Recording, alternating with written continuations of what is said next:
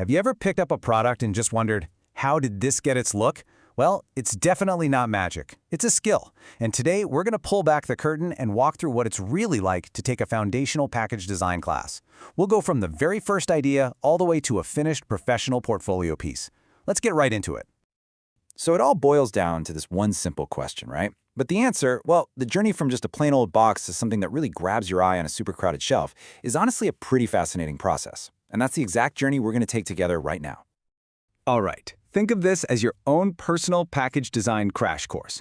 We're going to follow the exact path a student would, seeing how they take a simple concept and turn it into something polished, professional, and totally portfolio ready. And it's super important to get this straight from the start. This isn't just about making things look pretty. No. The real goal here is twofold. 1, to create designs that actually work out there in the real world. And 2, to build a portfolio that proves you know how to do it. Okay, so before you can even think about building something, you need the right skills and, of course, the right tools. So let's take a look at what you need in your toolkit before a single design even gets sketched out.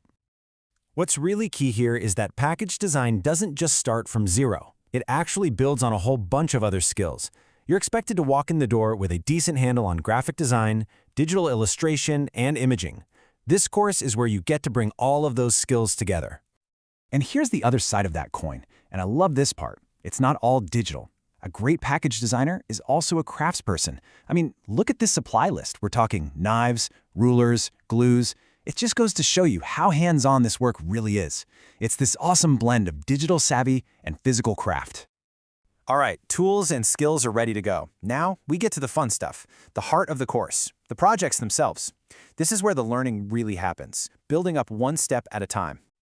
You know, the course is structured in this really logical way. You don't just get thrown into some super complex project. You start with the basics, mastering the label on a flat surface. Then you move into 3D by building a box. Then you expand your thinking to a whole product line. And finally, you design the very store display where it all gets sold. So, step 1, your journey begins with the label. Picture a soda bottle or a jar of salsa. This is where you learn the absolute fundamentals of information design. How do you arrange logos, ingredients, and all that key info on a 2D layout that's eventually got to wrap perfectly around a 3D object? Okay, once you've nailed the label, you graduate to the box. This is where those X-Acto knives and scoring tools we talked about come out to play. You learn how to use these templates, these patterns called die lines, to actually, physically build a package. It's that magic moment where your 2D design literally takes shape. So cool. Now this is a huge leap into professional level thinking. How do you create a consistent brand look for, let's say, a shampoo, a conditioner, and a styling gel when they all come in different sized bottles and boxes? This project is all about mastering that crucial skill of brand consistency. And the final project brings it all home. See, it's not enough to just design a cool product. You have to think about how it's actually sold. A point of purchase display, you know, that special cardboard stand you see at the end of an aisle, is the final piece of the puzzle. It's how you market your entire product series. You know, the best designers don't just work at a bubble. A massive part of learning is knowing where to find great inspiration, the right tools, and all the technical stuff you need. So let's peek inside the toolkit that students build throughout this course. First things first, where do the ideas even come from? How do you keep up with what's new, what's winning awards, and what's even possible in the world of design? Well, you go where the pros go. The course points you directly to these industry-leading websites like the Die Line and Packaging of the World. And let me tell you, these aren't just for students. These are the daily go-to sites for working professionals who need to stay on top of the latest trends. Okay, inspiration is great, but you also need the practical, nitty-gritty assets to get the job done right and, efficiently. And this, right here, is an absolute goldmine. The course gives you links to things that solve real-world design problems. Need a barcode? Boom, here's a generator. Designing a food package? Here are the official nutrition label templates. These kinds of resources save you tons of time and make sure your work meets professional standards.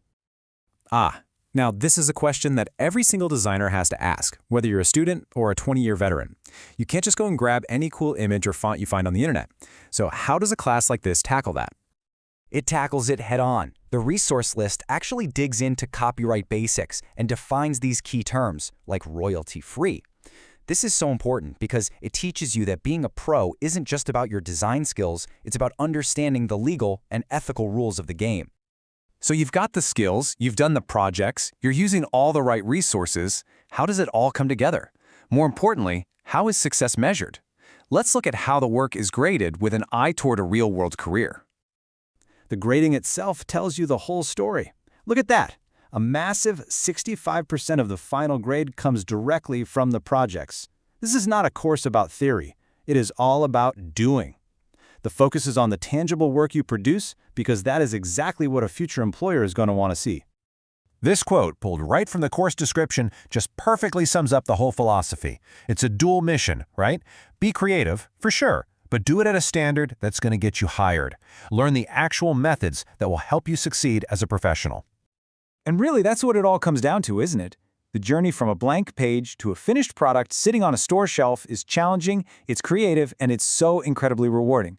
So after seeing the whole path laid out, the only real question left is, are you ready to take it?